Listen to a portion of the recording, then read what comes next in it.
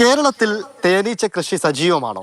സംസ്ഥാന സർക്കാർ ഇവർക്കായി എന്തൊക്കെയാണ് ചെയ്യുന്നത്? കഴിഞ്ഞ 40 വർഷമായി കോഴിക്കോട് കൂരാച്ചുണ്ടിലെ റോണിയും സജി മാത്യുവും ഈ രംഗത്ത് സജീവമാണ്. അവരൊന്നൊന്നര പൊടിയാണ്.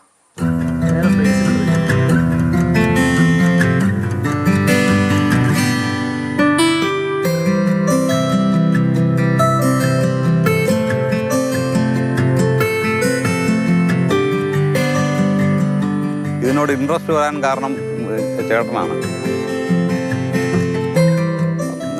റബ്ബർ ബോഡിയിൽ നിന്നൊരു പെട്ടി കിട്ടിയിരുന്നു.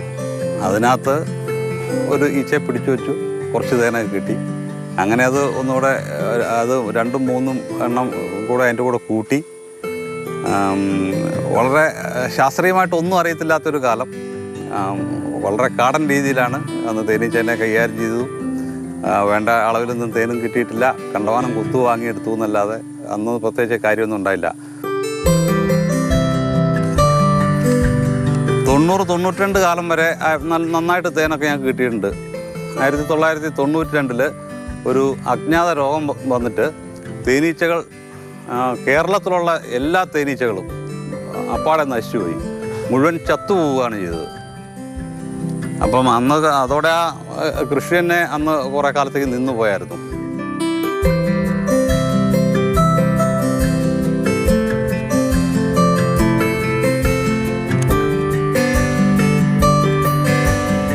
ഇത് ശരിക്കും സർക്കാരോ അല്ലെങ്കിൽ ഉത്തരവാദിത്തപ്പെട്ട ആരും ഇത് ഒരു നല്ല വിലയ്ക്ക് ഏറ്റെടുക്കാൻ ആളില്ല. നമ്മൾ തന്നെ ഉണ്ടാക്കി നമ്മൾ തന്നെ എങ്ങനെയെങ്കിലും വിറ്റഴിക്കണം. അതുമാത്രമാണ് ഇതിനകത്തുള്ളൊരു പ്രതിസന്ധിയുള്ള നിലനിൽക്കുന്നത്.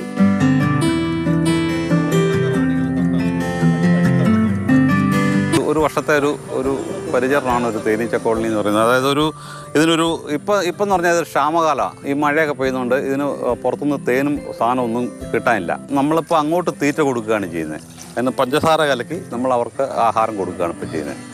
മഴയൊക്കെ പെയ്യാതെ നല്ല അനുകൂലമായ കാലാവസ്ഥയൊക്കെ ആണെങ്കിലും നമുക്കൊരു പെട്ടിക്കകത്ത് നിന്ന് 10 കിലോ മുതൽ ഒരു 20-25 കിലോ വരെ തേൻ നമുക്ക് ഉൽപ്പാദിപ്പിക്കാൻ പറ്റും. കൈകാര്യം ചെയ്യുമ്പോൾ നമുക്ക് കരവേഗത പാടില്ല. നമ്മൾ മെല്ലെ എടുക്കാൻ പാടുള്ളൂ. നമുക്ക് വേഗത കൂടിക്കഴിഞ്ഞാൽ കുത്ത് കിട്ടാനുള്ള സാധ്യത കൂടുതലാണ്. അതുപോലെ നമ്മൾ ഇത് കണ്ട ഈ ഫ്രെയിം എടുക്കുമ്പോൾ ഇത് തമ്മിൽ കൂട്ടിമുട്ടാൻ നോക്കണം. ഇതിൻ്റെ ഇടയ്ക്ക് ഈച്ച ഞെരുങ്ങി പോകുമ്പോഴാണ് കൂടുതൽ പലപ്പോഴും കുത്ത് കിട്ടുക ആൾക്കാർക്ക്. ഇതുള്ളത് കോളനിയെ അതിൻ്റെ ആ സമയം, വളർച്ചാക്കാലത്തിൻ്റെ ആ സമയത്ത്, നല്ല സമയത്ത് തട്ടുകളുടെ എണ്ണം കൂട്ടുക. ഇതിപ്പോൾ ഒരു തട്ടിൽ നിന്ന് ഇതിൽ നിറച്ചും അവർ തേൻ പിടിപ്പിക്കും.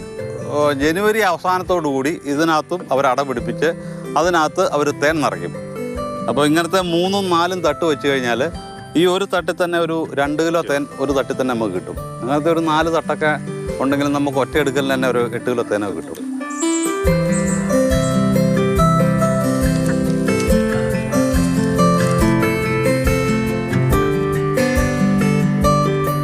വിനോദ് മൊറായിക്കൊപ്പം ഇംതിയാസ് കരീം, മാതൃഭൂമി ന്യൂസ്, കോഴിക്കോട്.